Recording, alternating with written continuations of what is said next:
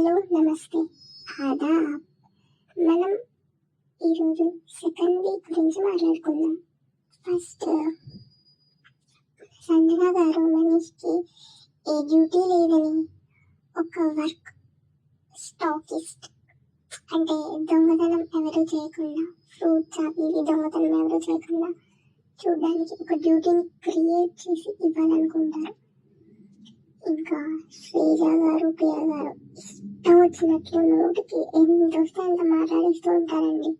నీకు పని లేదు కాబట్టి నువ్వు వేరే వాళ్ళ పని దోచుకొని ఆ పని చేయాలనుకుంటున్నావు, అది ఇది అని మాట్లాడతారండి.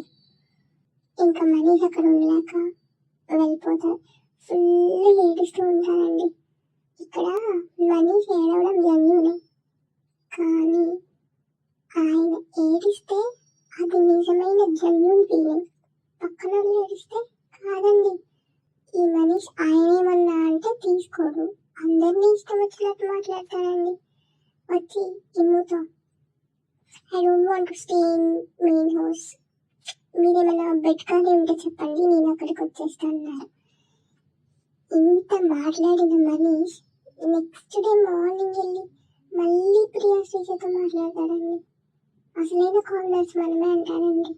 ఈయన స్ట్రాటజీలో, ఈయన కథ ఏందో ఎవ్వరికి అర్థం కాదండి. శ్రీజని ప్రియని నేను I can't tolerate this bunch of idiots, selfish rootless idiots, అది ఇది అని తిట్టాడండి. ఇంత చేసి మళ్ళీ నెక్స్ట్ డే వెళ్ళి వాళ్ళ దగ్గరికి వెళ్ళి వాళ్ళ రెస్పెక్ట్ ఇయ్యలేదు, అది ఇది అని ఇచ్చిందని మళ్ళీ నెక్స్ట్ డే వాళ్ళ దగ్గరికి వెళ్ళి కూర్చొని వాళ్ళతో హ్యాపీగా నవ్వుకుంటూ మాట్లాడుతున్నానండి. ఎవరు ఎలాంటి వాళ్ళు, ఎవరు ఫీక్, ఎవరు జన్యులు, ఈ మహానుభావుడికి ముందే తెలిసిపోద్దండి. ప్రియా శ్రీజతో ఇష్యూ ఉంది కానీ నామినేట్ చేయడు, మళ్ళీ వాళ్ళతోనే కూర్చుంటాడు. ప్రతి ఒక్కరూ నామినేషన్లో చిన్న ఎగ్ మ్యాట్ అండి, భరణి వేసేశారు. ఆ తర్వాత ఈ రీతు చౌదరి ఓవర్ యాక్టింగ్ అండి, మామూలు ఓవర్ యాక్టింగ్ కాదు. పవన్ కళ్యాణ్, ఆ డిమోన్ పవన్ ఇద్దరితో ఫ్లెక్ట్ చేస్తూ ఉన్నారండి. తర్వాత క్యాప్టెన్సీ టాస్క్లో క్లియర్గా కావాలని డిమోన్ పవన్ని గెలిపించారండి. కావాలని భరణిగా తప్పు లేకపోయినా ఈవిడంతటి ఇది రూల్స్ పెట్టుకొని బిగ్ బాస్ ఇచ్చిన రూల్స్ కాకుండా బజర్ మోగాక ఒకరిని అవుట్ చేయాలి. ఈవిడ రూల్స్ పెట్టుకొని ఆవిడ స్టాప్ అంటే ఆగాలంట. అదేంటో మరి చివరికి డిమాండ్ పవన్ని గెలిపించారండి.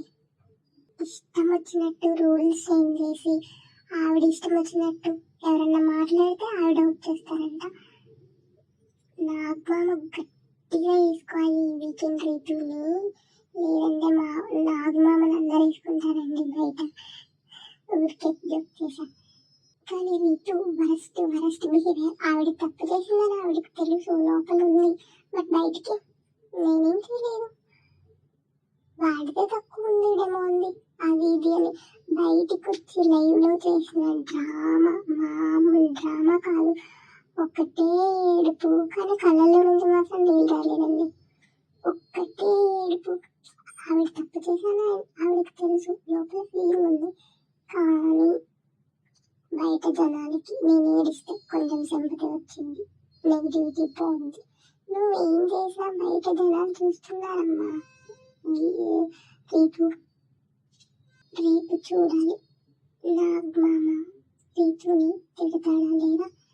గ్రూప్ డ్రీమ్ ఈ ప్రియా శ్రీజ నోర్లండి, మామూలు నోర్లు కాదు, మామూలు కూడా కాదు. Commoners versus celebrities, corners versus celebrities.